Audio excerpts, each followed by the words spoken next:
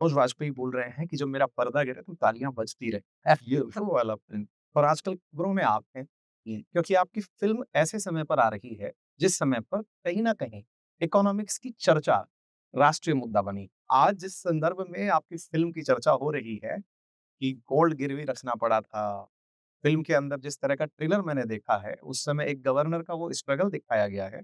आपकी फ़िल्म का आना दुर्भाग्यवश कहिए कि भारत की आर्थिक स्थिति पर लोगों को नकारात्मक रूप से सोचने के लिए विवश होने प्रतिष्ठित अखबार की यह हेडलाइन बनती है कि आरबीआई ने अपना गोल्ड बेचा। तो एक बार के लिए तो मुझे लगा कि शायद ये फ़िल्म का प्रमोशन तो नहीं है कि वांटेड तरीके से कोई खबर निकाली। क्या चीज़ आप पूरे टाइम काम करने के लिए मोटिवेटेड रखती है? आप यूथ को अपनी तरफ से क्या कहना चाहेंगे? कार्य छोटा होता है या व्यक्तित्व छोटा होता है या समय छोटा? ये 20 साल का बच्चा बिहार में आप ही के गाँव से आपको सुन ले, तो उसको क्या कहेंगे कि ये कर लो, ये है फ़ॉर्मूला। बहुत हो गई पढ़ाई की बातें, थोड़ा-सा इससे इधर चल लेते हैं, अदरवाइज़ आप मुझे छोड़ के चले जाएँगे। नहीं, आपने कभी इस तरह का थॉट प्रोसेस किया कि यार ये तो नहीं करना चाहिए था? गोल्ड नहीं भेजना चाहिए। अ, क्या ये भय खाता है आप कि आपको कल काम मिलेगा या नहीं? इतना मुश्किल है मनोज वाजपेयी बने रहना। अपने काम से बहुत ज़्यादा इश्क करता हूँ। शायद ही मैंने ये सुनेंगी मेरी पत्नी तो बहुत गुस्सा होंगी। शुरुआती दौर में जब हमने इकॉनमी की बात, आप तो मतलब विद्वान आदमी हैं और रोज़ छात्रों के साथ मुखातिब होते हैं। 40 करोड़ चरित्र हैं और आप 40 पे जो है संतुष्ट हो रहे हैं। आप लगातार उन चरित्रों को खोजिए, कहानी गढ़िए। कितनी अच्छी बात करते हो आप, हैं? काश काश हमारे टीचर ऐसे होते। नमस्कार सर, नमस्कार।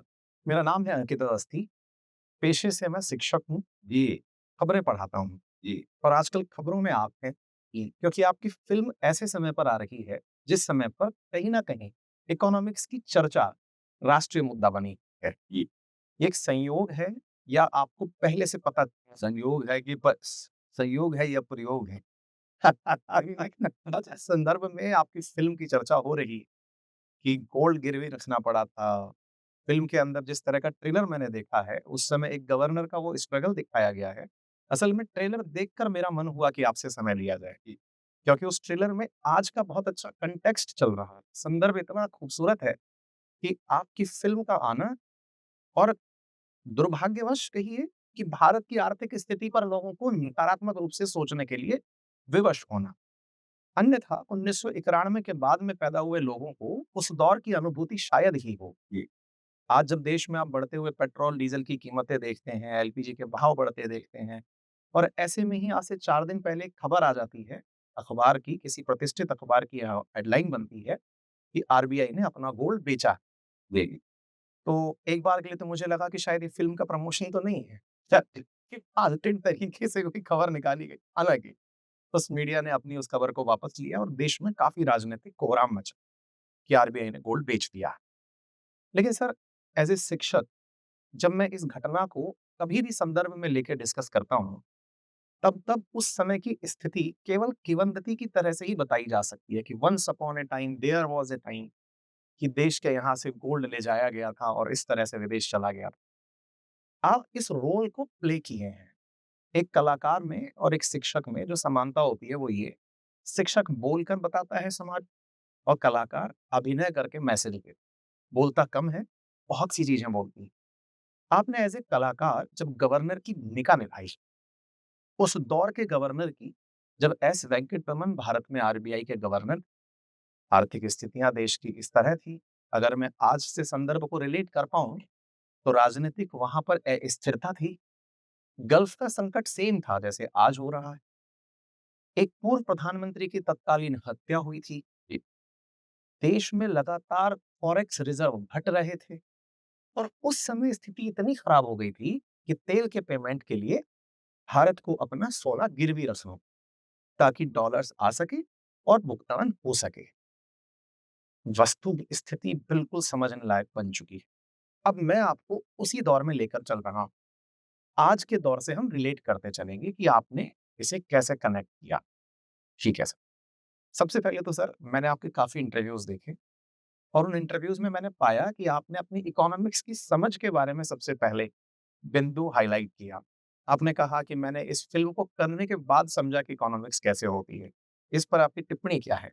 तो देखिए इकोनॉमिक्स कैसे होती है ये मैं अभी भी समझ ही रहा हूँ। ओके, क्योंकि इकोनॉमिक्स और मैथमेटिक्स ये मैं पूरे विश्वास के साथ कह सकता हूँ कि प्रिय सब्जेक्ट 80-90% पॉपुलेशन का रहा नहीं, ठीक बात। और ज़्यादातर बच्चे जो हैं उससे स्ट्रगल करते हुए नज़र आए हैं। मेरे समय में भी था, मेरे बाद के जो 2 जनरेशन जो बड़े हुए उनके साथ भी था और जब मेरी बेटी का जो जनरेशन है उसको देखता हूँ, तो मैथमेटिक्स और इकोनॉमिक्स उनके प्रिय सब्जेक्ट में से नहीं है ना?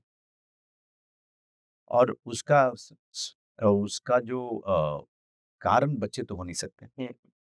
बच्चे तो भाई इनोसेंट एज है, उसको अगर कॉन्सेप्ट आप शुरू से ही नहीं सिखाओगे, तो वो मैथमेटिक्स उसको तंग करेगी, फिज़िक्स उसको तंग करेगा, इकोनॉमिक्स उसको तंग करेगा, जैसा कि इसने हम सबको किया।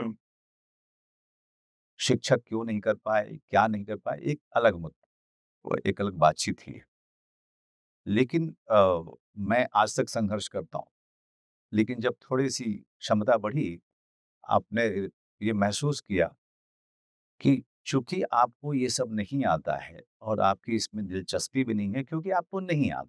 तो आप एक विधा में लगे हुए हैं, उसको सीखने में लगे हुए हैं, तो आपका पूरा ध्यान वहाँ पे है, यहाँ पे आप समय नहीं दे पाएँगे, अब उम्र वहाँ पे नहीं रही।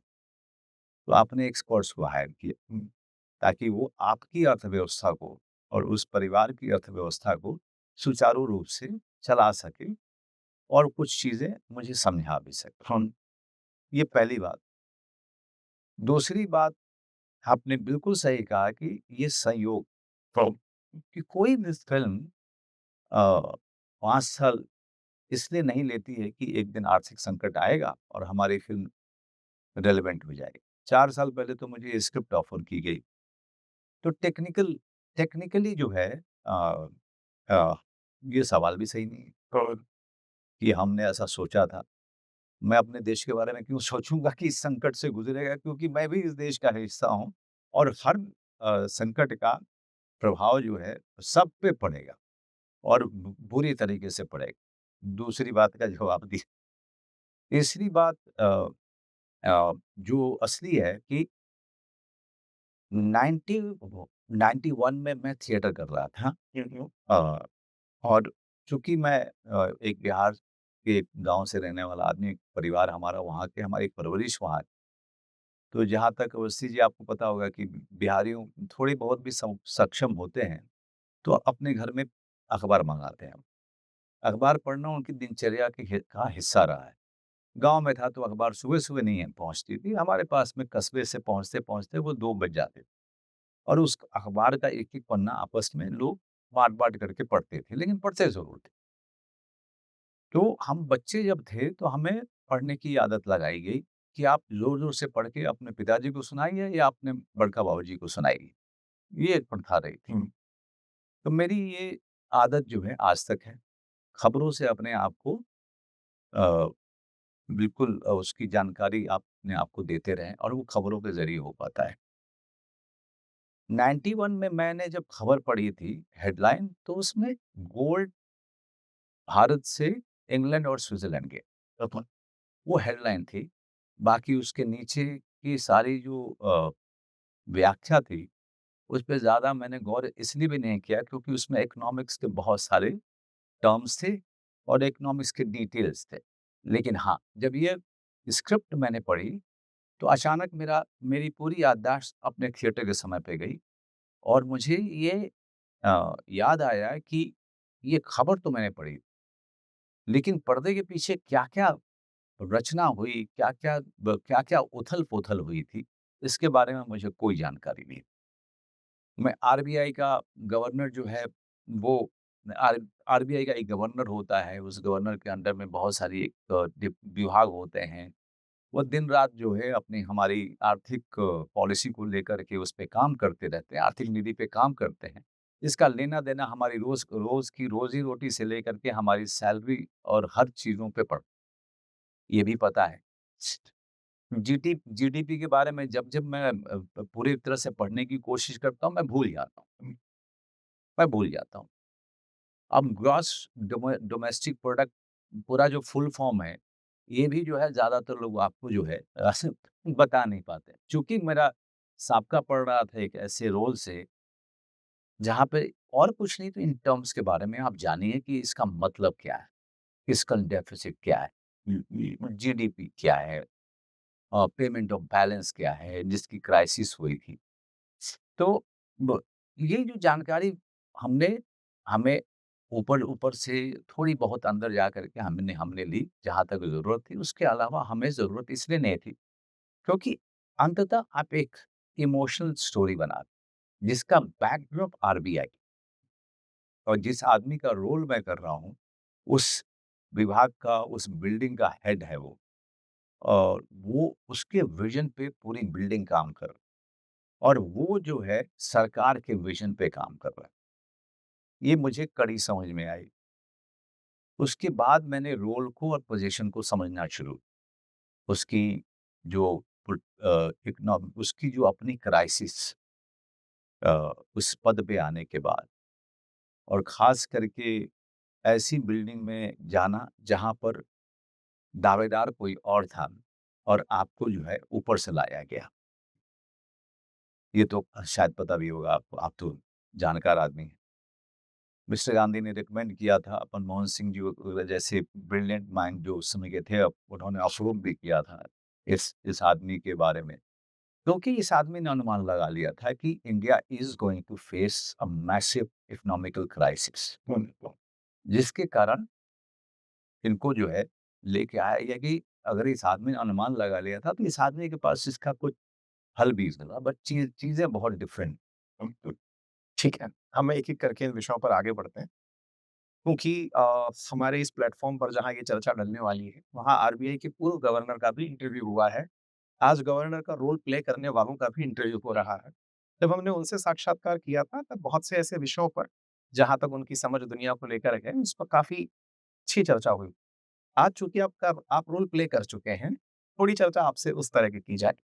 एक आम दर्शक को, क्योंकि बहुत सारे लोगों को एसबीआई समझ में आती है, आरबीआई समझते आते-आते एज हो जाती है कि आरबीआई क्या करती है।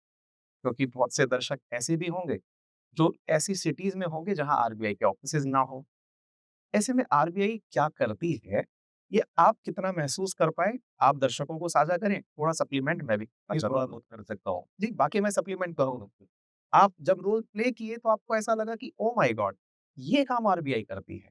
जी, तो जितने सारे जो वित्तीय संस्थाएँ हैं, हमारे हमारे हिंदुस्तान, उन सब के ऊपर है आरबीआई, ये तो सब जानते हैं, ठीक। और जो हर साल जो वो पूरे साल का जो पॉलिसी वो बनाते हैं, चाहे वो इंटरेस्ट रेट को लेकर के हो, चाहे आपके एक्सपेंडिचर को लेकर के हो, चाहे के लिए मैं आसान करता हूँ। आप बताइएगा जब मैं ये बात बोलूँ कि ये बात मुझे रोल के दौरान पता चली, जैसे ये आरबीआई के बारे में कहा जाता है, जैसे आज हम कमर्शियल बैंक्स की बात करते हैं कि 2 लोग हैं, मोहन और श्याम नाम से, दोनों को बैंक की ज़रूरत किस चीज़ के लिए पड़ती है कि मोहन पैसा जमा कराएगा, तो सोहन पैसा लोन में लेगा और बैंक इस बीच में पैसा कमा लेगा। एक का पैसा एफडी में रखा, एक को लोन दिया, इंटरेस्ट कमा लिया। ये वही सा इंटरेस्ट मिल गया। तो आरबीआई जो है वो बैंकों का बैंक है। जी, ठीक। कि वो बैंकों को उधार देता है, बैंकों का पैसा अपने पास रखता है। जी। वो सरकार का बैंक, जैसे मोहन और सोहन का एसबीआई हुआ, ऐसे सरकार ने अपना एक बैंक बना रखा है। वो कह रहा है भैया आरबीआई हम आपसे बात करेंगे। जी। आपसे कोलेटरल्स रख करके बातचीत करेंगे। तो आरबीआई के 2 तो महत्वपूर्ण कार्य ऐसे हुए। जैसे आप अभी इंटरेस्ट और धीरे-धीरे अपना ज़ाहिर कर पाएँगे। मैं कुछ और बात बताऊँ। हाँ, आज देश में महँगाई जितनी भी है, कहा जाता है कि महँगाई की गणना जो है, वो मॉनेटरी पॉलिसी कमेटी बनाकर करती है और मॉनेटरी पॉलिसी कमेटी आरबीआई के अंदर काम करती है। वो बताकर चलती है कि इस देश में महँगाई जो है, वो हर साल 2 से लेके 6% तक ही बढ़नी चाहिए। इससे ज़्यादा ना बढ़े, इसलिए आरबीआई अपनी ऐसी पॉलिसी बनाती है कि बैंक कितना सस्ता लोन दें, कितने ब्याज पर लोन दें, राइट। कितना एफडी पर इंटरेस्ट दें, ये सब खेल भी आरबीआई। जी, तो मैं वही आपको कह रहा, क्योंकि वो सारी जैसे कि आपने पूरी मॉनेटरी पॉलिसी चीज़ों को, लेकिन सबका सब एक अम्ब्रेला के अंदर में आता है। और वो आपको तो बहुत क्यूरियसिटी लगी कि यार ये चीज़ मैंने तो पहली बार जानी। तो वो अम्ब्रेला का नाम ही है आरबीआई, जो यहाँ तक कि पूरे साल का जो है आपके इंटरेस्ट रेट से लेकर के यहाँ तक कि एक्सपोर्ट, इम्पोर्ट इन सारी चीज़ों का लेखा-जोखा करती है। और वहीं पे जो है मामला फँसता है। हुँ, मामला फँसता वहीं पे है कि हमारा एक्सपोर्ट इम्पोर्ट से ज़्यादा बढ़े और इम्पोर्ट हमारा हमारा हम हमारा हम जितना ज़्यादा चीज़ों को अगर घर में बना पाएँ, उतना पॉसिबल उतनी चीज़ें अच्छी रहेगी। जैसे कि हम हमेशा कहते हैं, सीधी-सी बात कि माँ कहती सब लोग कहते हैं कि बाहर क्यों जाओगे खाना? हुँ, आटा है, हम पिसवा के मँगा लेंगे, हो गया। आटा आटा हो गया, हुँ, हम आटा घर का खा लेंगे। हुँ, बाहर से लेके आओगे तो उसमें प्रिज़र्वेटिव भी होगा और घुस भी जाए। और पैसा भी जाएगा, उसमें टैक्स भी लगता है, हुँ, तो महँगा भी आएगा। इससे अच्छा घर का और स्वस्थ खाना खाओ। जी, बड़ी सीधी-सी बात वही एक्सपोर्ट और इम्पोर्ट के बैलेंस को लेकर के हुँ, ये सारी चीज़ें ये एक नीति निर्धारण का काम जो है आरबीआई बैंकों के लिए जो भी जितने सब्सिडरी है, उनके लिए वो नीति निर्धारण करती है जिसपे कि बाकी सारे बैंक उस पे काम कर रहे हैं। हुँ। अब इससे ज़्यादा एक रोल के लिए मुझे जानने की आवश्यकता ही नहीं। मैं आपके माध्यम से, क्योंकि आपका रोल गोल्ड पर है, तो मैं दर्शकों को ऐड करता चलता हूँ। वो इसलिए कि वो इस कॉन्टेक्स्ट को समझ पाएँगे, और मैं अपने दर्शकों को ये भी बता दूँ कि मेरा सर से इंटरव्यू करने का जो बड़ा मन हुआ, वो एक खबर का संयोग था, क्योंकि मेरा रोज़ खबर पढ़ाने का काम होता है, मैं एक्सप्लेनर्स बनाता हूँ। जी, तो मेरे सामने जब ये खबर गुज़री कि आरबीआई ने गोल्ड बेचा, मैंने कहा यार गोल्ड बेचने पर तो फ़िल्म आ रही है, मैंने कुछ दिनों पहले ट्रेलर देखा है। फिर मेरी टीम ने आपकी टीम तक रीच किया और हम आपके सामने आज बैठे हैं। सर क्या है ना कि हमारे देश के अंदर एक्सपोर्ट और इम्पोर्ट की जो आपने बात करी, इस एक्सपोर्ट इम्पोर्ट में एक्सपोर्ट्स यानी हमारे घर से बना माल बाहर बेचना और बाहर से माल खरीद के अपने देश में ले लिया। जब हम खरीदने लगते हैं, तो डॉलर हमारे जेब से बाहर जाता है।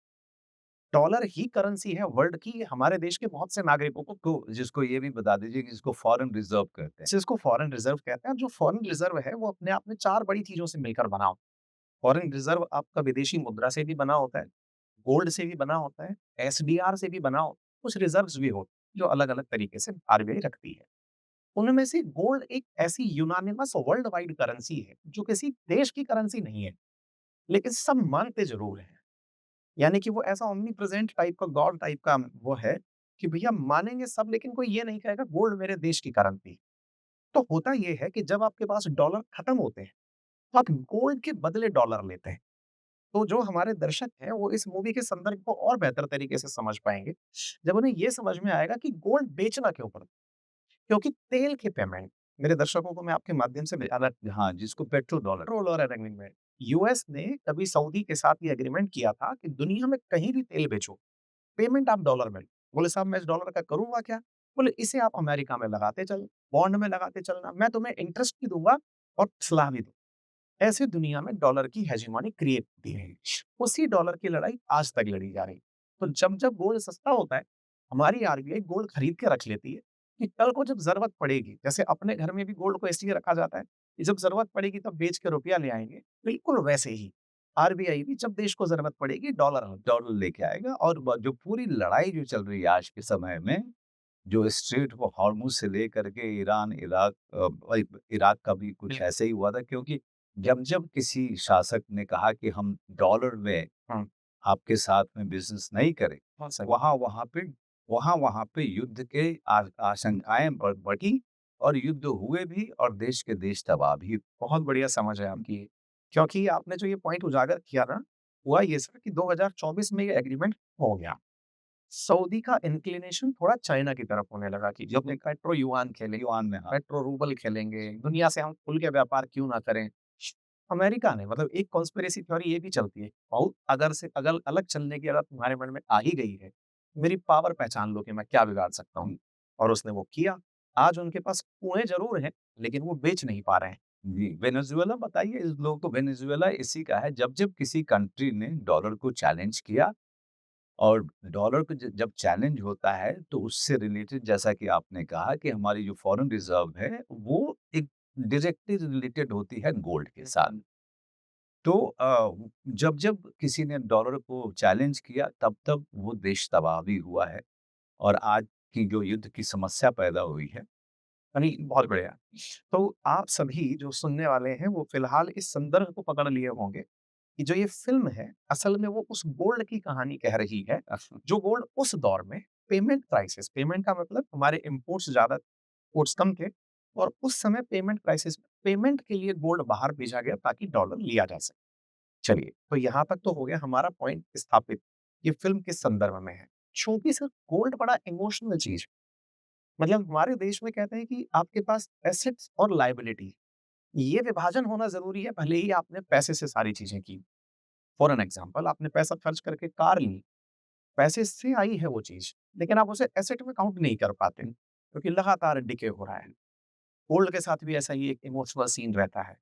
आप खरीदते ज़रूर हैं, घर में बुरे वक़्त के लिए काम आएगा ये कह कर के, घर की गृहिणियों को भी हम गोल्ड दिलवाते हैं, कि आप रखिए हमारे बुरे वक़्त में काम आएगा। लेकिन जब बुरा वक़्त आता है और अगर गोल्ड चला जाता है, तो ये बहुत ही इज़्ज़त से जोड़कर देखा जाता है। यहाँ पे इज़्ज़त से जोड़ के देखा जाता है और देश के संदर्भ में हमारी आर्थिक व्यवस्था के साथ जोड़ के। हाँ, हाँ, बहुत सही। तो आप जब इस फ़िल्म को कर रहे थे, जब आपने इस पूरी कहानी को सुना, क्या आपको एक बार भी महसूस हुआ कि गोल्ड रख कर के तो ठीक किया था, लेकिन यार भेजने की जगह कुछ और सॉल्यूशन भी हो सकता है? एज़ ए क्यूरियस माइंड, ये देखो गवर्नर नहीं, मैं समझ रहा हूँ आप। सिटी जैसे कि मुझे कोई कहे कि आप इसका जूता पहन के देखिए कि कैसा फीलिंग आता है। विचार करिए कि आप मनोज वाजपेयी होते तो कैसा होता? तो मैं वही बोल रहा हूँ कि आपने कभी इस तरह का थॉट प्रोसेस किया कि यार ये तो नहीं करना चाहिए था, गोल्ड नहीं भेजना चाहिए। ऐसा आप आपके साथ हुआ? नहीं, लेकिन उसके जैसे कि किसी भी समझदार और जागरूक नागरिक की तरह से आप एक बार सोचते हैं। आप ये भी सोचते हैं कि क्या हमारी ने एक अ, जो क्लोज़ डोर पॉलिसी थी, वो कहीं उसका कारण थी, जिसके कारण हम व्यापार करने में सक्षम नहीं थे। हुँ, क्लोज़ डोर पॉलिसी इस पूरी व्यवस्था इस पूरे इंसिडेंट ने हिंदुस्तान के पूरे आर्थिक नीतिकार लोगों को हिला के रख दिया। ट्रू। और जिसके बाद इस घटना के बाद जो पूरी लिबरलाइज़ेशन और ओपन हुँ, मार्केट और लिबरलाइज़ेशन का वगैरह पे हमने ध्यान देना शुरू किया था, वो मेरे ख़्याल से इसी घटना के बाद सारी चीज़ें जो है धीरे-धीरे करके वो बढ़ते जी, क्योंकि इसने आगाह किया, इसने एक चेतावनी दी थी, वो दोबारा अपनी पॉलिसी पे नज़र डालने की और हमें थोड़ा लचीला होने की। सही क्योंकि हम कई बार ना जो 90s के दौर के बाद के जो लोग हैं जिन्होंने अपने देश में मैकडी और कोका कोला चलते देखा है, जी। उन्हें लगता है सब ऐसे ही था। सब ऐसे ही था। लेकिन हम अपने दर्शकों को ये बताते चलें कि 90s से पहले हमने क्लोज़्ड इकोनॉमी होना पसंद किया और हम सोवियत यूनियन के बड़े करीब हुआ करते थे। यस। 91 में सोवियत यूनियन का विघटन होता है। हमारे लिए लगातार सत्ताओं की गिरावट देखी जा रही होती है, सरकारें गिर रही होती हैं, वीपी सिंह की सरकार गिरती है, चंद्रशेखर जी की सरकार गिरती है, पूर्व प्रधानमंत्री की राजीव गांधी जी की 91 में हत्या हो जाती है। जिस काल की ये फ़िल्म आप बना रहे हैं, नरसिम्हा राव जी उस समय पीएम बनते हैं लेकिन अल्पमत में बनते हैं। अल्पमत में होते हुए देश की इस नीड को पहचानना कि जब तक हमारे पास विदेशी मुद्रा नहीं आएगी, हम सर्वाइव नहीं कर पाएँगे। और यहीं से पॉलिसी बनी थी कि लिबरलाइज़ करो, यानी कि अब आपको लाइसेंसी राज से निकलना पड़ेगा, दुनिया को आने देना पड़ेगा। बहुत अच्छी। आपने आपने अब आपने एक हिस्ट्री दे दिया। अब मैं आपके दर्शकों को ये भी बता दूँ कि ये सारे नाम जो आपने लिए हैं जी, और ये सारी घटनाएँ जो आपने बताई हैं, इससे ये अंदाज़ा लगा सकता है दर्शक कि बताइए क्या बोलूँ? उस समय गवर्नर की क्या पोज़ीशन थी, उसकी क्या अहमियत थी। कि जहाँ पे एक पूरा का पूरा मतलब जो देश बैंकरप्ट होने के कगार पे खड़ा था, वहाँ पे उस गवर्नर की तरफ सारे पॉलिटिकल पार्टीज़ के लोग देख रहे थे कि शायद ये कोई सॉल्यूशन देगा जिससे कि हमारी सरकार खतरे में नहीं जाएगी और दूसरा जो है ये देश भी थोड़ा संकट से बाहर आएगा। और सारी घटनाएँ बिल्कुल सही कही आपने और वो सारी घटनाएँ इस फ़िल्म में आपको दिखाई जाएँगी। वो सारी घटनाएँ कहीं न कहीं पीछे की तरफ नेपथ्य में चल रही हैं और कैसे वो सारी घटनाएँ जो दिन-ब-दिन बदल रही हैं और स्थिति को और परिस्थितियों को, उससे गवर्नर के अपने सॉल्यूशन में या उसके अपने डिटर्मिनेशन में उसको कैसे हिलाती रहती हैं। ये पूरी चीज़ें कैसे प्रभावित कर रही हैं उस पोज़ीशन को, उस व्यक्ति को, ये सब आपको देखने को मिलेगा इस फ़िल्म में और वो सारे व्यक्ति जिनका नाम लिया आपने, वो सब आते-जाते दिखेंगे आप। बहुत बढ़िया, बहुत बढ़िया। क्योंकि ना सर, आप एक वो स्थापित करने जा रहे हैं मानक, जिसमें हमारे देश ने ना देशभक्ति का मतलब प्रायोरिटी से वर्दी को माना, जो है भी हमारे सेना हमारे देश के लिए बहुत ही हिफाज़त करती है। लेकिन जैसे बीते समय में इसरो के साथ लोगों ने अपने नेशनल सेंटिमेंट जोड़े, अब पहली बार मुझे लगता है कि इस मूवी के बाद ये स्थापित होगा कि एक सूट-बूट में बैठा व्यक्ति भी देशभक्त होता है। जी, बिल्कुल। और वो देश के लिए ऐसी नीतियों का फैसले ले रहा होगा। बहुत ही अच्छी बात आपने क्योंकि जब भी सरकारें बनती हैं, एक तो ये होता है कि हम मिनिस्टर किसको, हुँ, क्योंकि अ, अगर प्रधानमंत्री, होम मिनिस्टर के बाद जो सबसे बड़ा पद होता है, मतलब लोगों के परसेप्शन में, तो अगर आज रोल करने के बाद तो मुझे लगता है कि प्रधानमंत्री के बाद जो सबसे बड़ा पद होना चाहिए वो फाइनेंस मिनिस्टर का होना चाहिए। क्योंकि अगर फाइनेंस ठीक है तो कई सारे क्राइसिस हमारे inner and outer will be taken care of. That's it. जी, तो वो जो पूरी वित्तीय व्यवस्था को जो आदमी सँभालता है, जो एक रूप देता है हुँ, और एक दिशा देता है देश को, उसके लिए और लोगों तक जानकारी पहुँचे, क्योंकि देखिए मैं अपने आप को ठीक-ठाक जानकारी रखने वाला आदमी मानता हूँ। अगर मेरे लिए ये अ, इंटरेस्ट की बात नहीं थी जो जिससे मेरी पूरी रोज़ी-रोटी, पूरी मेरी दिनचर्या इस अफ़ेक्टेड है, तो मेरे कहीं न कहीं हम इस एजुकेशन को आसान बनाकर लोगों तक पहुँचाने में अक्षम रहे हैं। जी। इसीलिए सर हम लोग ना इसमें ऐड करते हैं आपके साथ-साथ। मैं माफ़ी चाह रहा हूँ, मैं आपकी बातों में ऐड करता चलता हूँ। नहीं, बिल्कुल आप ऐड कीजिए, क्योंकि आप जानकार हैं, रोज़ 24 घंटे आप इस सब्जेक्ट से डील कर रहे हैं और बच्चों को जो है इसको एक इसका कॉन्सेप्ट समझा करके उनके लिए उनकी ज़िंदगी आसान। सर आपको ना एक बहुत अच्छा फिगर शेयर करता हूँ, आजकल मैं सब जगह करने लग रहा हूँ कि आजकल हम जैसे जिनका मेजर पेशा था स्टूडेंट्स पढ़ाना, हमें अब डिजिटल माध्यम के तरीके से वो लोग ज़्यादा सुन रहे हैं जिन्होंने कभी आपकी तरह ज़रूरत महसूस की थी। आज मेरी 60% ऑडियंस ऐसी है, 30 साल से ऊपर की है, जो अपने बच्चों के साथ बैठकर सुन रही है और अब उनके लिए मुझे ज़्यादा कंटेंट प्रोड्यूस करना पड़ता है। अब जो आपने ये मसला साझा किया मुझसे, आरबीआई के वर्क पर हमने काम शुरू किया। आप सोचिए सर कि हमारे देश के बहुत से लोगों को नहीं पता है कि आज जितना भी क्राइसिस मैनेज करने की पावर में अगर कोई है तो वो आरबीआई है। वही चाहेगी कि कब डॉलर के मुकाबले रुपया मजबूत हो, उसके लिए मुझे गोल्ड बेचना है कि गोल्ड खरीदना है, डॉलर बेचना है कि डॉलर खरीदना है, ये सब चीज़ें आरबीआई मैनेज। तो चाहे महँगाई नियंत्रित करनी हो, फॉरेक्स रिज़र्व मेंटेन करना हो, रुपए की छपाई करनी हो, ये सारे काम, इवन बैंकों के इंटरेस्ट रेट क्या हो, ये सब आरबीआई करती है और ऐसे समय में देश को वास्तविकता में आवश्यकता है कि वो इस विषय पर चर्चा करे। फ़िल्म का मैंने आपके सामने ये कह सकते हैं संयोग है कि ये प्रमोशन में काउंट हो जाएगा, लेकिन आवश्यकता है कि आप इसे ज़रूर खोज कर देखें और मतलब मैं चाहूँगा कि इसको बहुत अच्छे मेरा मानना है कि देखिए जो भी हम इस समय जहाँ भी जाते हैं, ज़ाहिर-सी बात है कि हम चाहते हैं कि ज़्यादा से ज़्यादा लोग इसको देखें, और उसके लिए हम लगातार प्रयासरत भी होते हैं और उसमें एक एक कड़ी ये भी होती है कि आपके जैसे विद्वान लोग जो हैं एक क्षेत्र में, जब उनसे बातचीत होती है तो आप और आसान करके फ़िल्म के संदर्भ को लोगों के सामने रख सकते हैं। और जो चीज़ें मेरे अनुभव से गई कि जो चीज़ें हम किताब में नहीं पढ़ के समझ पाते हैं, कई बार फ़िल्में और कहानियाँ जो हैं, आपको ऑडियो विजुअल माध्यम से बड़े आसान ढंग से समझा देती है और या उसके बारे में एक उत्सुकता और जिज्ञासा पैदा करती है। बहुत सही बात है, लोग चर्चा करने लगते हैं उस तो ये फ़िल्म कम से कम आपकी बातों से मैं बड़ा रिकन्फर्म हो रहा हूँ, अंकित जी, कि हम कहीं न कहीं हम सीधी राह पे थे जब हम फ़िल्म बना रहे थे, कि हम लोगों को इन चीज़ों इस कठिन चीज़ को बड़े सिंपल और इमोशनल ढंग से समझा। मैं रिलेट कर पा रहा हूँ सर। ये कुछ ऐसा है, जैसे ना कोरोना काल से पहले भारत ने यूपीआई पेमेंट के ऊपर प्रयोग कर लिए। जी, कोरोना जैसे ही आया, हमारे देश में बहुत सारे ऐसे एप्लीकेशंस चलने लगे, चाहे वो भीम पे था, पेटीएम था, गूगल पे था, तमाम। जो संसाधन थे, तो हम लोग तुरंत उस पर मूव कर गए। ये बिल्कुल वैसे है कि तैयारी आप कर रहे थे, आपदा आ गई, तो वो आपके लिए अवसर बन गई। बिल्कुल वैसे ही इस फ़िल्म के केस में हुआ। 2025 में अगर आपने इस फ़िल्म को बनाना शुरू किया, कहानी आपके पास 4 साल पहले आ गई, तो ये ऐसे समझिए कि आज अगर वो गवर्नर साहब ज़िंदा होते, तो वो ये सोचते कि मैं उस दौर को जी रहा हूँ। जी, क्योंकि वेंकट रमन जी के बारे में भी यही कहा गया कि उन्होंने 2 साल पहले कैलकुलेट कर लिया था जी, कि ये स्थिति आ कोई सकती है। अनुमान लगा लिया था। मैं कहूँगा कि आप में कहीं न कहीं वो इंस्टिंक्ट आया कि आपको 4 साल पहले ये स्टोरी दे दी गई, जी, कि इस पर चर्चा होगी एक दिन और संदर्भ इतना सही स्थापित हो रहा है, कि आज देश को वाक़ई में ये समझने की ज़रूरत पड़ रही है कि गोल्ड पर इतनी चर्चा क्यों हो रही है। हमारे पास रुपया तो है, घर में रुपया तो था। एक बहुत ही मैं आपको बहुत ही आश्चर्यजनक बात बताता हूँ, जो सबसे ज़्यादा सर्च की जाने वाली चीज़ है। हर दिन खबर में आता है कि डॉलर के मुकाबले रुपया इतना गिरा। जी, जी। बहुत ही बेसिक सा सवाल बनता है, तो क्या गिरता क्यों है? हमारे पास तो भर के रखा हुआ है। जी, ये सवाल मेरे मन में भी था, ऐसा नहीं दर्शक कहीं से भी गलत नहीं है।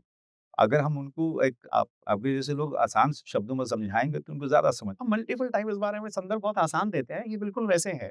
मेरे घर में एक्स सामान रखा है, लेकिन खरीदार बाहर बैठा है।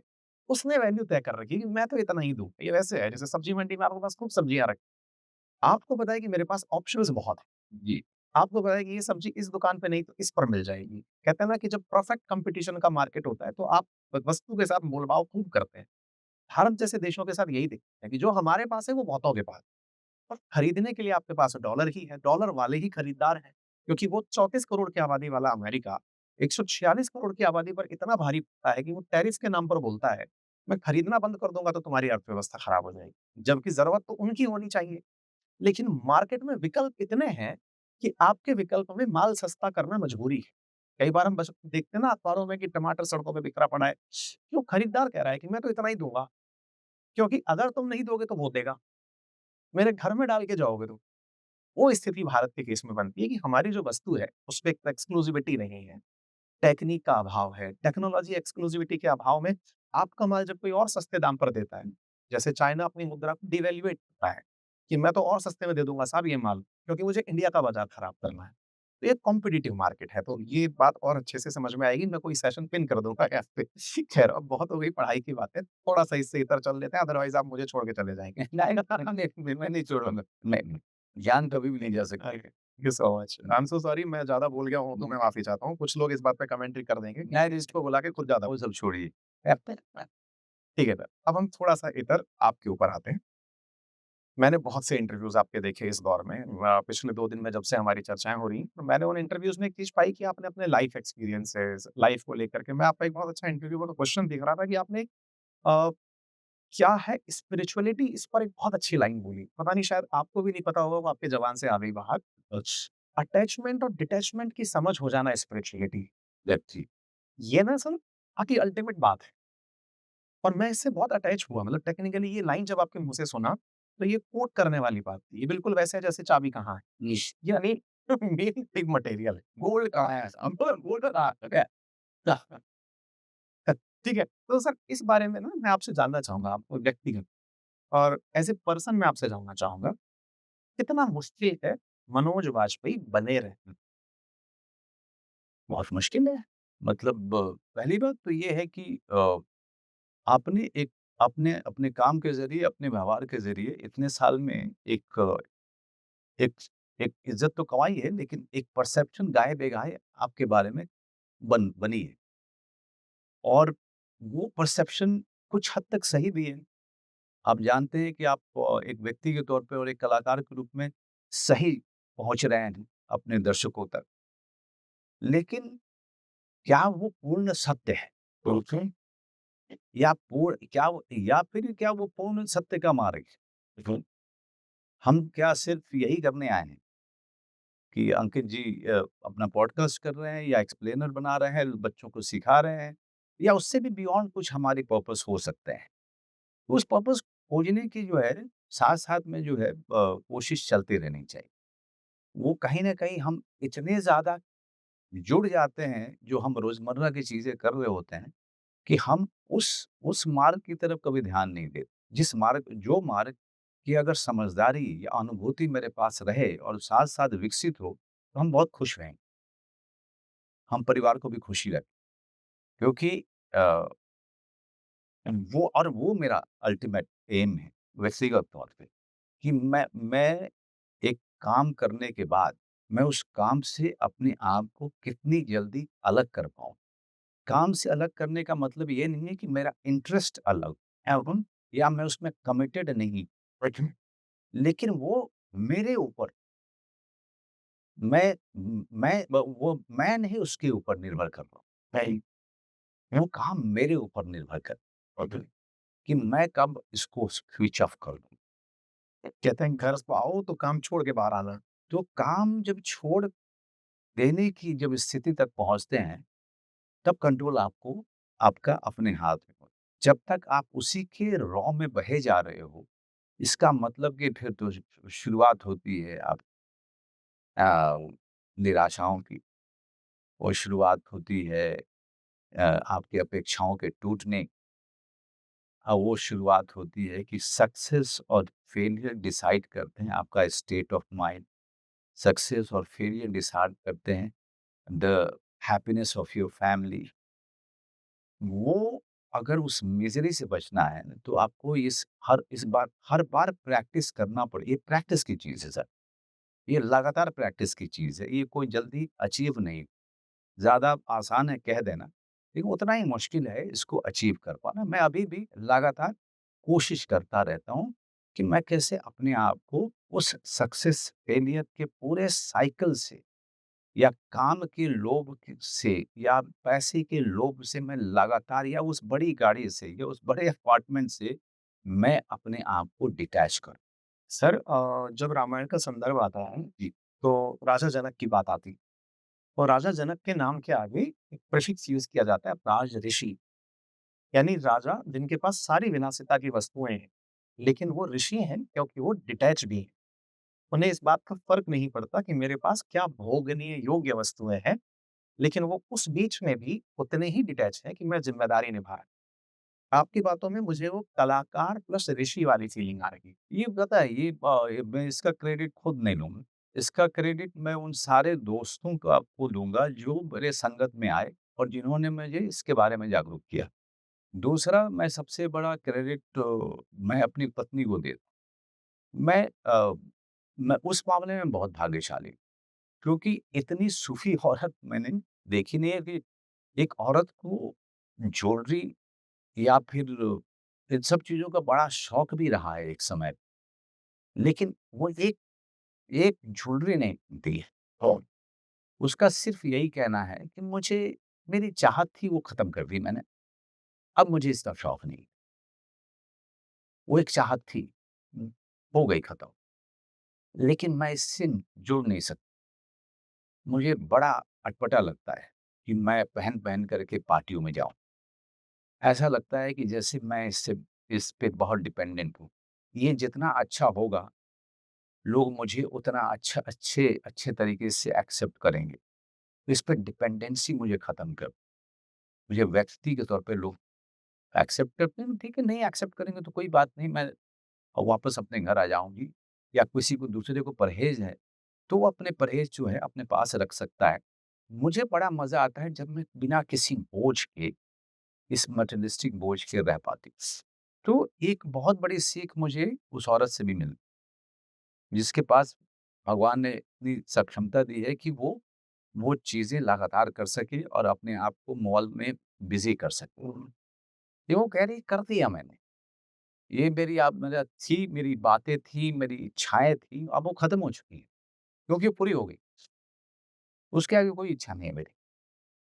तो वाज जानना कि मुझे कहाँ खत्म करना है इज़ कॉल्ड डिटैचमेंट। बट क्योंकि जब आपको पता ही नहीं है कि इसका अंत कहाँ है, तब तो इट्स अ मिज़रेबल सिचुएशन।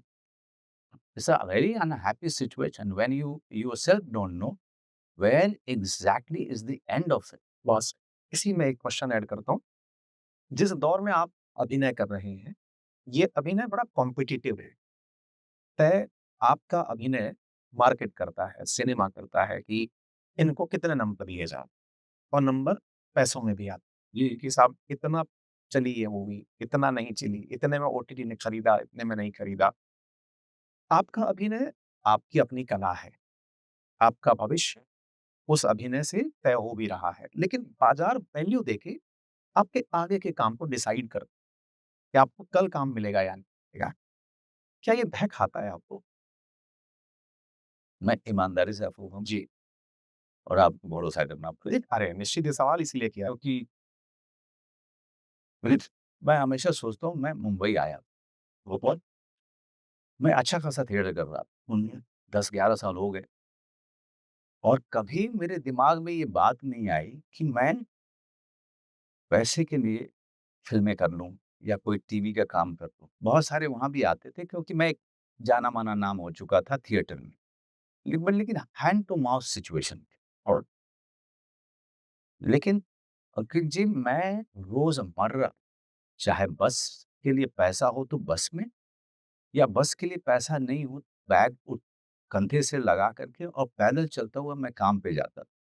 क्योंकि I used to look forward to my rehearsal, sorry. I used to look forward to my performance, improving my self. तो आई द अगर ये काम आपने राइट रीज़न के लिए शुरू किया है और राइट रीज़न के लिए आप कर रहे हो ना, तो फिर आप आपकी अपेक्षाएँ मटेरियलिस्टिक बहुत कम हो जाती, बहुत। हुँ। मुझे बड़ा मज़ा आता है, हाँ। मुझे जब बढ़िया रोल मिलता है तो मैं उसमें डूब जाता हूँ। मेरे दिमाग में और कुछ नहीं चलता है। मुझे दिमाग में ये भी नहीं चलता है कि ये फ़िल्म में दर्शक आएगा कि नहीं आएगा। बिल्कुल नहीं। Sense of detachment. बिल्कुल, मैं एक घोड़े की तरीके से उस काम में लग जाता हूँ। फिर आता है एक पक्ष, उम, जिसके दरमियान हम दोनों बैठे। पक्ष क्या है? दर्शकों को जागरूक करना फ़िल्म के बारे में। क्यों करना? क्योंकि प्रोड्यूसर ने पैसा फेंका। हुँ। एक नैतिक ज़िम्मेदारी। ये आपकी नैतिक ज़िम्मेदारी, ताकि आप इस तरह की फ़िल्में और कर पाएँ, हुँ। तो मार्केट में इस फ़िल्म का परसेप्शन बढ़िया हो, उसके लिए जितना हो सके दर्शक हमारे थिएटर के हॉल तक आएँ। ये ब्रेक प्रैक्टिकल, आप इसके लिए कहीं भी क्षमा प्रार्थी नहीं होते हैं, इस काम के लिए। कि जो काम आप आपने कर लिया, अपनी इच्छाएँ पूरी कर ली, आपकी रचनात्मक जितने भी जुनूनियत थी या जो इस काम से जुड़ी हुई जितने भी रचनात्मक संतुष्टि थी आपने ले ली। लेकिन किसी ने आपकी संतुष्टि के लिए पैसा भी तो लगाया है। Very true. और ये बात आपकी नैतिकता में आती है कि भई जिसने पैसा लगाया है उसे उचित रिवार्ड। जी, प्रमोशन में जितना हो सके हम। ठीक है। सर, चूँकि ये बात आत्मिक शांति पर आकर टिकी कि मुझे काम करके मज़ा आया और मैंने मेरी नैतिकता निभाई। इसी को वर्क एथिक्स भी कहते हैं कि भई मेरे कार्य कार्य की मुझसे ये अपेक्षा थी, मैंने वो पूरा किया। सर, एक सवाल यहाँ पे और जुड़ता है, समाज इससे कैसे प्रभावित होगा? ये भी एक एडिशनल पार्ट आजकल कार्य से जुड़ने लगा। आपके अभिनय को देख कर के लोग आपको आप नहीं, अभिनय वाला किरदार मान। जब भी मैंने ये चर्चा जिनसे भी की, लोगों ने आपके बहुत सारे रोल, कि मुंबई पर किस राइट। सारी बातें की। मनोज वाजपेयी जी खुद क्या हैं, शायद वो ऐसे इंटरव्यूज़ बता पाते, अदरवाइज़ तो पर्दे पर जो देखा गया वो वही है। ऐसे में जब पर्दे दिखाने की ज़िम्मेदारी आप जैसे लोगों के पास होती, पर्दे से जुड़ा सवाल है, ये नहीं पूछूँगा तो इस इंटरव्यू के साथ नहीं, बिल्कुल आप हर चीज़ पूछिए। फिर बड़े पर्दे पर सेंसर बोर्ड काम करता है, ओटीटी पर सेंसर बोर्ड का इतना प्रभाव नहीं है। बहुत बार लोगों का ये हमेशा से विरोध रहा कि ओटीटी बहुत सी मर्यादाएँ लाँघ रहा है। फिर चाहे अभद्र भाषा का प्रयोग हो, फिर चाहे व्यसन, दुर्व्यसन इनका प्रचार प्रभाव हो, ऐसी बहुत सी चीज़ें समाज में ओटीटी के थ्रू जा रही हैं। मुझे इसका काउंटर आता है कि समाज से ही लेकर आए हैं, समाज को ही दे रहे हैं, समाज की ही पिक्चर है जो दिखा रहे हैं आप। लेकिन एक अभिनेता के रूप में आप इसे खुद कैसे लें? अंकित जी, मैं आपको एक बात बताऊँ, सेंसर पहले कभी भी मेरा सेंसर बोर्ड में या सेंसरिंग किसी भी क्रिएटिव वर्क को सेंसर करने में मेरा कभी विश्वास नहीं रहा, या समाज के बिहेवियर को सेंसर करने के लिए मेरा इसमें विश्वास कभी नहीं रहा। समाज अपने ढंग से अपनी नैतिकताओं को लगातार तय करता चलता है और उस पे ना आपका नियंत्रण है, ना मेरा नियंत्रण है, ना किसी और का नियंत्रण। हर परिवार अपनी-अपनी नैतिक मूल्य स्थापित करता है। कुछ उसके सदस्य उसको मानते हैं, कुछ सदस्य अपना रास्ता अलग ढूँढते। इसी तरह से ये जीवन की संरचना हुई है, मानव की संरचना हो, ऐसे ही चलता रहा है। जैसे ही आप किसी चीज़ को उस तरह के बहुत ही कठोर नैतिक मूल्य के अंदर लेके आना शुरू करते हैं, वो फिर शुरुआत होती है कई सारी और चीज़ों को सेंसर करने की। वहाँ पे बहुत बड़ा खतरा छुपा हुआ है, आगे आने वाले समय के लिए, कि अभी तक तो रचना पे चीज़ें हुई हैं, ये घर तक पहुँचेगा, ये जहाँ मैं घूमता-फिरता हूँ, वहाँ तक पहुँचेगा। उसका जो आफ्टर इफ़ेक्ट है, इस पूरी सेंसरिंग या बैनिंग, मैं कभी भी इसके पक्ष नहीं रहा हूँ। बहुत सारे लोगों ने बहुत सारा हल्ला मचाया, बहुत सारी बड़ी-बड़ी फ़िल्में जो सक्सेसफुल हुई कि ऐसी फ़िल्में क्या बननी चाहिए? मेरे सर पे किसी ने गन नहीं रखा नहीं। कि मुझे देखनी है। और मैं हमेशा कहता हूँ, आप नहीं देखना है, मत देखिए। यकीन मानिए, मैं वो फ़िल्में नहीं देखता हूँ जिसके जिसके आइडियाज़ से, जिसकी पॉलिटिक्स से या जिसके मूल्यों से मैं सहमत नहीं। ठीक है। इसको रोककर मैं यहाँ पे एक एनालॉजी इसलिए दे रहा हूँ क्योंकि दर्शक के दिमाग में एक सवाल आ चुका है और वो सवाल एनालॉजी का है। और देखिए, और सेंसर बोर्ड जो है, आपको एक उम्र सीमा तय करता है कि ये फ़िल्म इस उम्र की सीमा तक सही है, उसके नीचे सही नहीं। चीज़ों की सेंसरिंग, कौन-सी फ़िल्म दिखाई जानी चाहिए, कौन-सी नहीं दिखाई जानी चाहिए, इनसे मैं एक शब्द इसलिए ऐड कर दे रहा हूँ। जब कोरोना आया, तो सरकार ने लोगों को क्वारंटाइन किया।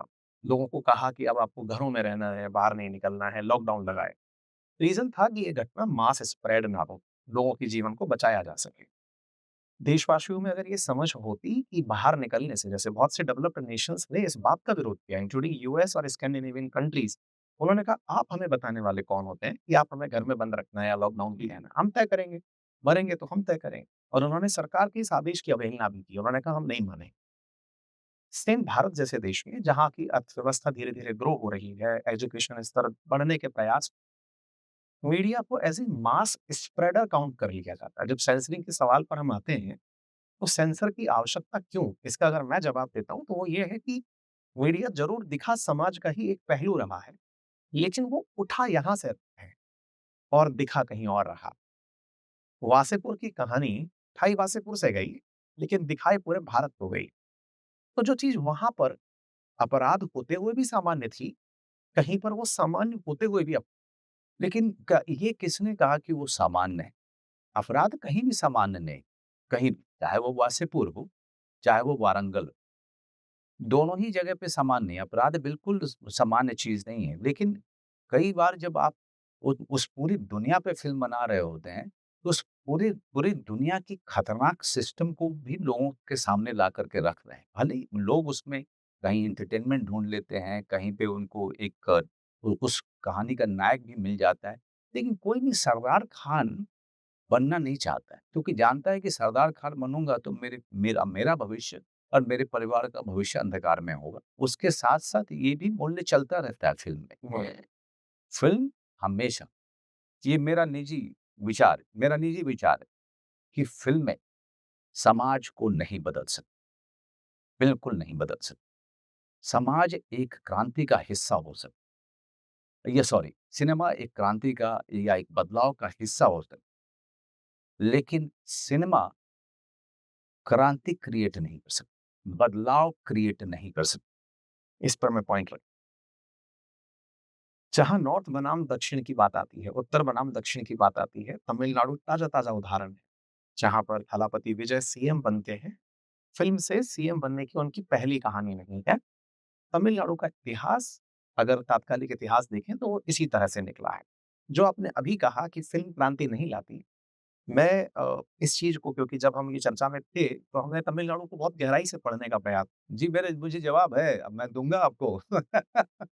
एमजीआर के बारे में कहा जाता है कि एमजीआर ने अपनी, यानी कि सोशल जस्टिस को फ़िल्म की स्क्रिप्ट के माध्यम से लोगों तक पहुँचाया था। यानी कि फ़िल्म को उन्होंने, जो तमिलनाडु में मूल्य देखना चाहते हैं, उस तरीके से उन्होंने उसका इस्तेमाल किया था। और आज तमिलनाडु में कई actors line to line CM बनते हुए दिखाई दिए। उन्होंने उन चीज़ों को पकड़ लिया कि अभिनय में दिखा दो कि आप क्या करोगे, लोग बिलीव करने लगेंगे, बिलीव करके आपको सीएम के रूप में देखने लगेंगे। अनुभव ये। पहली बात तो ये कि आपका आपका जो ये पूरा विश्लेषण है, वो नॉर्थ में तो ध्वस्त होता है कम। मैं आऊँगा उस सवाल नॉर्थ में पूरी तरह से ध्वस्त। पर। दूसरा दू मैंने क्यों पूछा ये सवाल? क्योंकि आपने कहा कि सिनेमा क्रांति नहीं नहीं, ला नहीं ला सकता। अब मैं अभी भी कह रहा हूँ, और इसमें हम किसको इस डिफेंड पे बहुत विचार मेरे आज से नहीं, 30 साल, 35 साल से रहे हैं। और दूसरी बात कि जो साउथ में जितने भी फ़िल्म एक्टर्स हुए हैं, ये एनटीआर ने परसेप्शन या एक फ़ॉर्मूला अपने लिए स्थापित किया। फिर एनटीआर को लगा कि उनकी जो है राजनीतिक इच्छाएँ जो जागृत होनी शुरू हुई, तब उन्होंने उसी फ़ॉर्मूले को लेकर के फिर वो ज़मीन पे आए थे, है ना? लोगों ने इनको इसलिए वोट नहीं किया था कि बहुत बड़े स्टार हैं और ये हमारे राज्य का भला करेंगे। पहले उन्होंने अपने आप को एक व्यक्ति के रूप में स्थापित किया, अभिनेता के रूप में नहीं, जो कि बड़ा सजग है और उसके कुछ विज़न है हमारे स्टेट को लेकर। लोगों ने एनटीआर को देखा और एनटीआर ने जो जिस तरीके से परसेप्शन क्रिएट करने की कोशिश की थी, पार्ट ऑफ द प्रमोशन, ये प्रमोशन गवर्नर नहीं है सर। तो गवर्नर चले ना चले, लेकिन ये जो प्रमोशन है ये मेरी गवर्नर फ़िल्म नहीं है। लेकिन लोग जानते हैं ये बड़ी मेहनत हुई है। ये परसेप्शन हमने लोगों तक पहुँचा दिया है। अब इसके बाद लोगों के ऊपर है कि वो मुझ पे कितना विश्वास करें। एनटीआर के ऊपर में लोगों ने विश्वास किया कि ये आदमी हमको सिंसियर लगा, समाज को लेकर के, हमारे राज्य को लेकर। विजय, अब जैसे बोले, इवन उनके बाद एमजीआर आए, हाँ, एमजीआर भी आए, बिल्कुल। एमजीआर भी जब राजनीति में जयललिता जी आने का सोचा उन्होंने, नहीं तो अपने फ़िल्मी पर्सनैलिटी को लेकर के इमीडिएटली नहीं आया। उससे तो पहले उनको बहुत सारा ग्राउंड वर्क भी करना पड़ा और लोगों को ये बताना पड़ा कि मैं तमिलनाडु को लेकर के मैं कितना सजग हूँ और तमिलनाडु का भविष्य कैसे देख। ये मेरा सवाल इसलिए था क्योंकि फिल्में क्रांति नहीं ला सकती। ये ऐसी प्लेलिस्ट है जिसके ऊपर अगर आप 1950 से लेकर के सब सब 26 में बात करें, तो तमिलनाडु के हर व्यक्ति को ये तो पता है कि ये फ़िल्म कलाकार है, कलाकार से नेता बनने का रास्ता देखना चाहता है। बहुत से ऐसे असफल प्रयोग भी रहे, बीच में नेता बनने का प्रयास। मैं वही कह रहा हूँ आपसे कि इस पूरा जो करुणानिधि वगैरह और स्टालिन वगैरह का जो पूरा समय रहा है, वो वो तो बीच में तो बिल्कुल ही उस तरह की फ़िल्मी हस्तियों का रहा ही नहीं।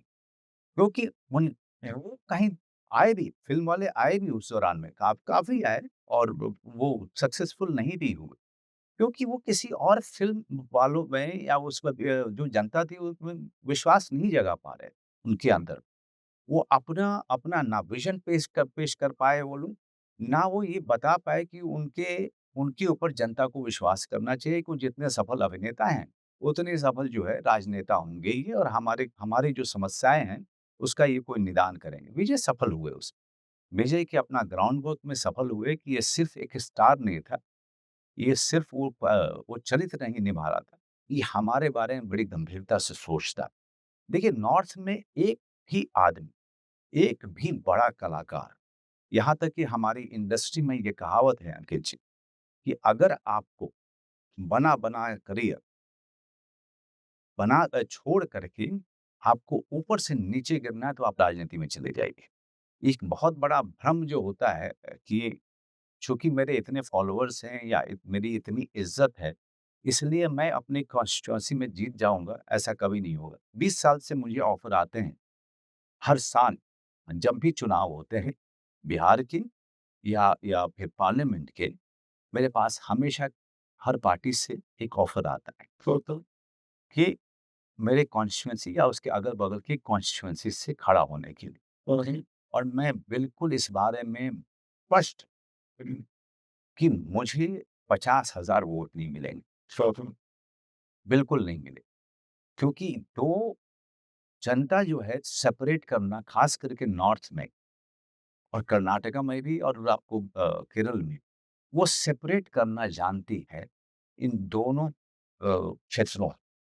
एक व्यक्ति जो फ़िल्मों में जिसे नेता और अभिनेता का अंतर जानिए। फिर वो अच्छा कर रहा है इसका मतलब नहीं कि वो हमारे कंस्टिट्यूएंसी के लिए अच्छा करेगा और बहुत अच्छे ढंग से उनको सेपरेशन आता है। कोई अगर जीतता है अपनी कंस्टिट्यूएंसी तो किसी बड़े नेता के मेंटरशिप में जीतता है, नहीं तो नहीं जीत पाएगा क्योंकि वो नेता उस किसका फेलियर मानते हैं? मतलब मैं जनता ज़्यादा समझदार है नॉर्थ की, आप ये कहना चाह रहे हैं, नंबर 1। नंबर 2, ज़िम्मेदारी सिनेमा ने सामाजिक परिवर्तन की दक्षिण में बहुत अच्छे से निभाई, उत्तर में नहीं निभाई। ये जो डिवाइड है इसे कैसे देखें? डिवाइड नहीं, देखिए डेमोग्राफी, कल्चर, लैंग्वेज, जनता का बिहेवियर्स दोनों हर चीज़ें अलग है। हम उस जो पूरी भूमि है साउथ की, जैसे कि तमिलनाडु और आंध्रा और आपके तेलंगाना की, वो और बाकी सब स्टेट्स अलग-अलग ढंग से बिहेव करते हैं और इसमें बहुत सारे खोज भी हुए हैं, बहुत सारे रिसर्च भी हुए हैं और सारी की सारी पार्टियाँ उस पे जो है उसको पढ़ती हैं, अपने मीटिंग रूम में लेके भी जाती हैं। जब-जब इलेक्शन होता है तब-तब वो जानने की कोशिश करते हैं कि तमिलनाडु का व्यवहार कैसा है और कैसा रहेगा और अभी तक अनप्रेडिक्टेबल है नॉर्थ के लोगों के, ठीक है। उत्तर बनाम दक्षिण में केवल राजनीति ही नहीं, फ़िल्मों की भी एक बड़ी चर्चा होती है। दक्षिण के अंदर बड़ी बजट फ़िल्में बनती हैं। अब वो ना केवल वहीं के ही बजट को बाहर निकाल पाती हैं, यानी कि पैसा वसूल कर लेती है, देश के अंदर और भागों में भी बढ़िया डबिंग होकर या विदेश में जैसे मलेशिया वगैरह हैं, ये सब में आपको तमिल फ़िल्में ही देखी जाती, हिंदी फ़िल्में उनसे कम ही देखी जाती। नॉर्थ की कई बिग बजट फ़िल्म्स इतना स्केल नहीं कर पाती। बजट लग भी गया, लेकिन कई बार उनके फेलियर्स उनके सिर पे चढ़ जाते हैं। कई बार बहुत ही नॉर्मल बजट में बनी फ़िल्म बहुत अच्छे से सर्वाइव भी कर जाती है। बहुत बड़ी बिग बजट वो बन जाती है, मतलब ग्रॉस रेवेन्यू अच्छा कर जाती है। मतलब ये अनप्रेडिक्टेबिलिटी ऑफ ऑडियंस है या फिर निर्माताओं को ही नहीं पता कि नॉर्थ में क्या चाहिए? हमारे हिंदुस्तान में मोड्स जो है ना जनता का, उसके हिसाब से अगर उसको फ़िल्म मिल जाती है, तो अपना नायक भी बना देती है और वो अपनी तरीके की फ़िल्म भी चूज़ कर लेती है। इसका सबसे बड़ा एग्ज़ाम्पल अमिताभ बच्चन जी थे, राजेश खन्ना जी थे। एक अगर आप देखें तो जब-जब नेशन का मूड अ, जो है चेंज हुआ, उस हिसाब से उस समय जनता ने अपना नायक भी ढूँढा और अपने तरीके की फ़िल्में भी ढूँढी। लेकिन जैसे ही मूड शिफ्ट होना शुरू हुआ, तो एंग्री यंग मैन आ गया। वो एंग्री यंग मैन क्यों आया था? क्योंकि उस समय इमरजेंसी का दौर था। उस समय बेरोज़गारी की समस्या थी। ये सारी चीज़ों का कोई कहीं न कहीं रिप्रेज़ेंटेशन जो है जनता को, वो पर्दे पे दिख रहा था। और उस नायक को वो लोग सेलिब्रेट कर रहे थे, जो शायद उनके मूड को लेके चल रहा था, उनकी मानसिक दशा को साथ में नहीं। आज के दौर की कौन-सी ऐसी फ़िल्म है जिसे आप इस चीज़ का रिप्रेजेंटेटिव मानते हैं कि ये मूड को रिप्रेजेंट करने में सही कामयाब है? बहुत कन्फ्यूज़िंग है। अभी का समय सबसे कन्फ्यूज़्ड है दर्शक। एक तरफ वो लापता लेडीज़ भी देखने जाता है, जहाँ पर औरतें भर-भर के जाती हैं और उनको अच्छा लगता है और जो युवा वर्ग है वो भी देखने जाता है। और ये अगर वो वहाँ पे ब नहीं देख पाया तो ओटीटी पे तो बाढ़ लग जाती है कंप्लीटली। या फिर 12th फेल जैसी फ़िल्म एक ऐसे बच्चे के संघर्ष की गाथा कहती है कि जो एकदम निचले दर्जे से आया है और वो जाकर के यूपीएससी कम्पीट करता है और उसमें सफल भी होता है।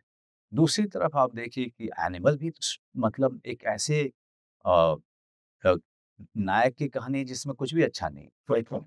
लेकिन वो लोग उससे भी जो है एक ख़ास वर्ग जो है उससे रिलेट करता है और वो खूब कमाई करती है। फिर धुरंधर आती है जिसमें कि आपको एक नेशनलिज़्म भी है, उसमें वायलेंस भी है और लोग एक पलक पलक झपकाते भी नहीं हैं और लगातार देखते रहते हैं और उसमें उनको एंटरटेनमेंट भी मिलता है।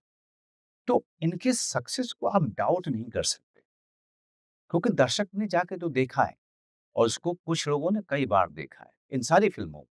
तो मैं किसको मानूँ कि मूड है? अ, ये आज के तारीख में मेकर्स के लिए सबसे डिफ़िकल्ट टाइम है कि जहाँ पर ये मिड रेंज की स्मॉल स्मॉल स्केल की फ़िल्में भी चल रही हैं या फिर वो एक अक्लेम कमा लेती हैं या फिर बिग बजट एक्शन पैक और वायलेंस ये सारी चीज़ें भी सक्सेसफुल हो रही हैं। तो this is the time for ये इस इसलिए जब मैं कह रहा था कि गवर्नर हमारी इम्पोर्टेंट इसलिए हो जाती है कि कहीं न कहीं इस प्रयोग में ये भी सेट होती ये है। प्रयोग में ये फ़िल्म सिर्फ़ सटीक ही नहीं बल्कि रास्ता भी दिखाती है। जहाँ पे पूरे तरीके से हमको लग रहा है कि आगे अंधकार है। अभी आप किसी से भी बात कीजिए, मैं किसी से भी बात करता हूँ, सिर्फ़ नेगेटिव बातें हो रही हैं, अंकित जी। कोई भी ये सोच नहीं पा रहा है कि हम इस दशा से जल्दी निकल पाएँगे। वहाँ पे गवर्नर एक बहुत बड़ी रोशनी है, क्योंकि वो नायक उन्हीं सारी दुविधाओं से गुज़रता है, उसी सारे अंधकार में रास्ते से गुज़रता है, जहाँ पे वो खत्म हो चुका बहुत सही। कुछ छोटे-छोटे से क्वेश्चन्स हैं, 1 2 लाइनर्स टाइप से आपके समय को ध्यान में रखते हुए। अभिनय के अलावा कौन-सी ऐसी चीज़ है जिस पर गर्व? अभिनय के अलावा मुझे गर्व है।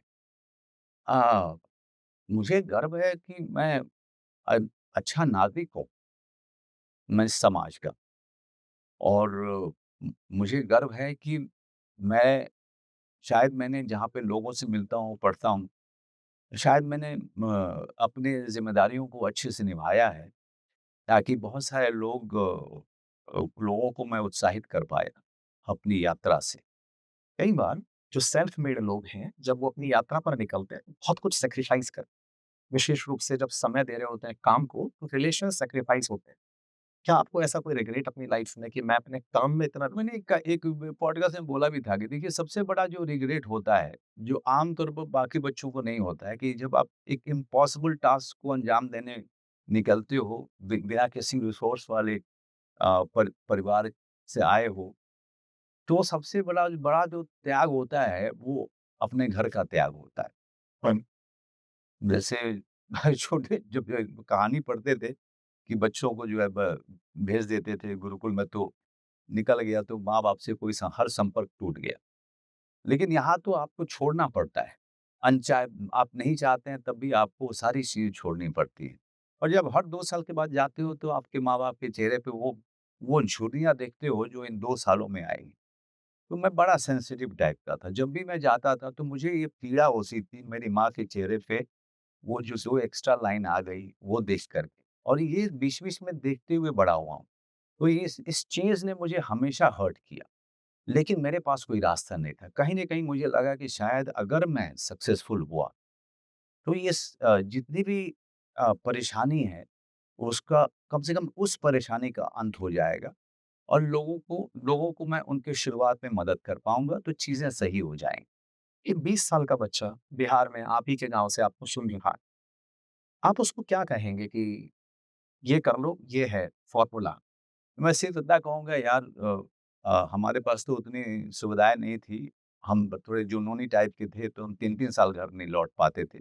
पैसा भी नहीं होता था और दूसरा ये भी लगता था कि यार इस जो छुट्टी मिली है इसमें मैं अंग्रेज़ी की क्लास कर लूँ या अंग्रेज़ी सीख लूँ या फिर कविताएँ पढ़ना सीख लूँ या फिर मैं थिएटर वर्कशॉप कर लूँ। मैं सोचता था कि गाँव जाके क्या करूँगा? पहले सीखता हूँ क्योंकि आगे आगे इस अगर समाज में कम्पीट करना है, तो मुझे बहुत सारी चीज़ें आनी चाहिए। सिर्फ़ अभिनय से काम नहीं चलेगा। मुझे अभिनय भी सीखनी है, मुझे थिएटर भी सीखना है, मुझे अंग्रेज़ी भी सीखनी है ताकि इस समाज में मैं फ़िट हो पाऊँ और लोग मुझे सीरियसली लें। पहले हिंदी स्पीकिंग लोगों को लोग सीरियसली नहीं लेते थे। जब तक वो अंग्रेज़ी नहीं जानता हो, जब तक वो कुछ ही किताबों के नाम नहीं जानता हो, तो जल्दी लोग सीरियसली गंभीरता से नहीं लेते थे।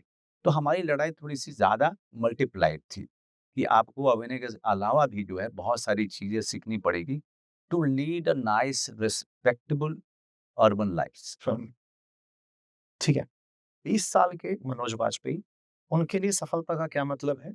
आज की एज में जब आप हैं, पहले तो लगता था काम काम मिले पहले तो, है ना?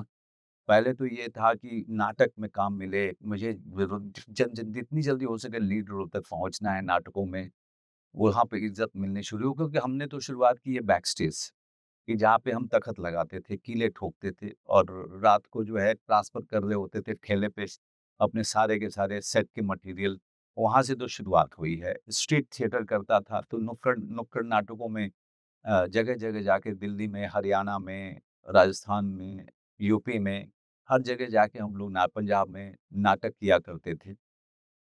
और उस समय ऐसा लगता था कि कहीं मैं टाइम तो वेस्ट नहीं कर रहा हूँ। लेकिन आज जब मैं पीछे मुड़ के देखता हूँ तो मैं तब देखता हूँ कि कैसे ईंट दर ईंट इस इमारत को खड़ी की और कई साल लग गए इस इमारत को खड़ी होने में। लेकिन आज की तारीख में जब मैं आपके साथ बात कर रहा हूँ, तो एक बात का बड़ा विश्वास है।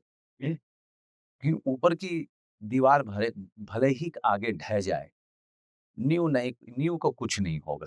मत सही। कि वो बहुत स्ट्रॉन्ग खड़ी। आपने जो बात कही ना सर, ये बात अगर कोई इसको अलग तरीके से ले जाए, तो वो बहुत फ़ायदे की होगी। हमारे देश में एक ऐसा युवा है, जो अब संभ्रांत कहिए या मध्यम वर्गीय परिवार से आता है और उसे कार्यों में शर्म आती है। छोटे कार्य वो इज़्ज़त से जोड़ लेता है और अभी आप कह रहे हैं मैंने बैक स्टेज जाके कील लगाई है। आज आप किसी थिएटर आर्टिस्ट को कहिए कि आप या फिर कोई अच्छी स्कूल से पढ़ के चाहे एफटीआई से हो, एनएसडी से हो कि सुनो आपको कील लगाने का काम दिया जाएगा, अभिनय फिलहाल नहीं मिलेगा। शायद वो इस बात को इतना गंभीरता से ना लें। आप यूथ को अपनी तरफ से क्या कहना चाहेंगे? कार्य छोटा होता है या व्यक्तित्व छोटा होता है या समय छोटा होता है? नहीं, नहीं व्यक्तित्व छोटा होता है। आप हमारे लोग कहते हैं वेस्ट बहुत बढ़िया है, वेस्ट बहुत बढ़िया है। लेकिन रिस्पेक्ट ऑफ लेबर को सीखना है तो वेस्ट से ही सीखो। जबकि हमारा कोई भी अ, व्यक्ति जो ज़िम्मेदार व्यक्ति कभी नहीं कहा कि काम छोटा हो। कोई काम कहाँ छोटा है? अगर चाय बेचना या फिर आपको किसी रेस्टोरेंट में काम करना, वो आपको सर्वाइव करने में मदद कर रहा है इस मुंबई शहर में, आपके बड़े सपने की तरफ पहुंचने में मदद कर रहा है शुरुआती दिनों में, तो ये छोटा कैसे हो गया? बिल्कुल छोटा नहीं होगा। सबसे ज्यादा अगर आपको अपने ऊपर तरस आ रहा है ना, तो आप उस रिक्शा वाले की तरफ देखिए, जो पेडल रिक्शा वाला है। वो नहीं चाहता कि वो रिक्शा चलाए, बहुत मेहनत का काम। लेकिन अगर उसको रात को खाना खाना है या खाना थाली में रखना है अपने बच्चे के लिए, तब भी कर। उस आदमी के लिए तो आप कोई अगर रिक्शा गुज़रे तो आपको मतलब सैल्यूट में खड़े हो जाइए कि एक आदमी ने अपनी पूरा जीवन अपने सारी ख्वाहिशें कुर्बान कर दी है, ताकि वो अपने परिवार को खिला सके। वो सुबह से शाम तक अंकित जी ये काम करता है। अगर उतनी लगन और उतना त्याग आपके मन में आ जाए, तो आप किसी फ़ील्ड में सक्सेसफुल हो सकते हैं। वो बेचारा उतना रिसोर्सफुल नहीं था, क्षमता नहीं थी कि कोई उसको जो है स्कूल लेके जाता या उसको वो अवसर देता जो आपके पास है। अगर अभी भी कुछ बहाना है, तो खोट व्यक्तित्व में है और खोट काम में कहाँ है? वो तो व्यक्तित्व की बात है ना फिर। ठीक है। आखिरी सवाल, क्या चीज़ आपको पूरे टाइम काम करने के लिए मोटिवेटेड रखे? क्या चीज़? एक तो मेरा बेइंतहा इश्क, हाँ। मतलब अपने काम से बहुत ज़्यादा इश्क करता हूँ। शायद ही मैंने ये सुनेंगी मेरी पत्नी तो बहुत गुस्सा होंगी, लेकिन मैंने उनको बहुत इश्क किया, बहुत ज़्यादा उनको चाहा, लेकिन वो भी जानती हैं कि मैं इस काम से बेहद जुनूनी तौर पे मोहब्बत करता हूँ। मुझे बड़ा मज़ा, मैं एक्साइटेड हो जाता हूँ अंदर से, जब जाना हो। मुझे लगता ही नहीं कि कोई लेके जा रहा, मुझे लगता है कि कोई आत्मा है जो मुझे उस तरफ हाथ पकड़ के लेके जा रही है। दूसरा ये कि सवाल क्या था? क्या चीज़ आपको मोटिवेटेड मोटिवेट करती है। दूसरा मुझे ये लगता है कि यार दुनिया में बड़े चरित्र बिखरे पड़े हैं। हाँ। मुझे जितने हो सके ना, जब तक मैं इस अलविदा ना कहूँ, तब तक जो है निभाते चलेंगे। बहुत सारी कहानियाँ हैं, बहुत सारे चरित्र हैं, जिन पे बहुत अच्छी-अच्छी फ़िल्म बन सकती है। 140 करोड़ की जनता है सर, 140 करोड़ कहानियाँ हैं, 140 करोड़ चरित्र हैं और आप 40 पे जो है संतुष्ट हो रहे हैं। आप लगातार उन चरित्रों को खोजिए, कहानी गढ़िए और चलते रहिए, करते रहिए, क्योंकि आप इसे जुनून के हद तक इश्क करते हैं। ये वो मनोज वाजपेयी बोल रहे हैं कि जब मेरा पर्दा गिरे तो तालियाँ बजती रहें। यार ये वो वाला बहुत खूब लगा था सुन के ये। हमें बहुत से सवाल आपसे करने थे, समय की आपकी उपलब्धता और जिस तरह की व्यवस्थाएँ फ़िल्मों पर कभी फुर्सत से अगर आपको मौका मिले, समय मिले, आपको लगे तो बताइएगा। बहुत कुछ अनुभव आपसी फ़िल्मों से जो आपने प्राप्त किए, उन्हें कभी चर्चा में लेकर आएँगे। आपको फ़िलहाल ये कैसा लगा, उस पर आपकी प्रतिक्रिया अगर आप कंफ़र्टेबल। नहीं, मैं काफ़ी अरे सर ये सब मत बोलिए। मैं एक तो मुझे नफ़रत है किसी भी सवाल से भागने की। अगर आप पूछ देंगे तो मैं जवाब दूँगा। लेकिन हाँ, मैं अपनी भाषा में दूँगा। उस तरीके से जवाब नहीं आएगा जिस तरीके से आप चाहेंगे। दूसरा ये है कि मुझे ज्ञान बहुत मिला। आप शुरुआती दौर में जब हमने इकॉनमी की बात, आप तो मतलब विद्वान आदमी हैं और रोज़ छात्रों के साथ मुख़ातिब होते हैं और उनकी ज़िंदगी आसान बनाने की कोशिश करते हैं, तो इसके लिए आपको प्रणाम। है ना? आपने समय दिया उसके लिए बहुत-बहुत धन्यवाद और आपकी फ़िल्म बहुत अच्छे से थिएटर में चले और लोगों को बहुत अच्छी चीज़ें समझाने में कामयाब हो, ये हमारी तरफ से आपके लिए शुभकामनाएँ। जी, बस आप भी देखिएगा और अपने बच्चों को भी बोलिए कि एक बात बड़े गर्व से कहते हैं और मैं कह रहा हूँ कि गवर्नर अ, मेरे फ़िल्मोग्राफ़ी में एक बड़ी महत्वपूर्ण फ़िल्म है। तो मैं चाहूँगा कि आपके बच्चे और उनके शिक्षक ज़रूर जाएँ। ज़रूर, thank you so much. Thank nice meeting. Thank nice, nice. कितनी अच्छी बात करते हो आप, हैं? काश काश हमारे टीचर ऐसे होते